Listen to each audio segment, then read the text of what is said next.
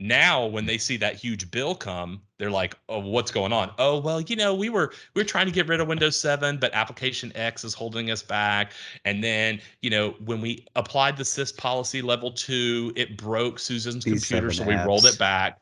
And so these apps or these users or these settings are oil and water, and they don't mix. And so it takes a lot of effort.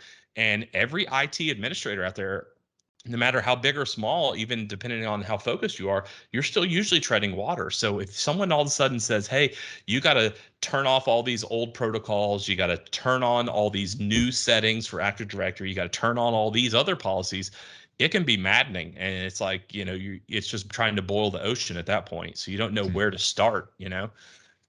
That's been one of the most interesting things for us, actually, Patrick. So, as you know, we focus on application testing, we focus on environmental testing. But when people have been moving from Windows 10 to Windows 11, it hasn't necessarily been the fact that there's application compatibility. Like the app is still going to work on the OS. It's the security hardening measures, the stuff you're doing with securing the infrastructure. It's the settings and GPOs that you have to enable, in order to ensure that you hit that CIS level 1 compliance that are breaking applications. You talked about Susan's machine breaking or Yep. application X breaking.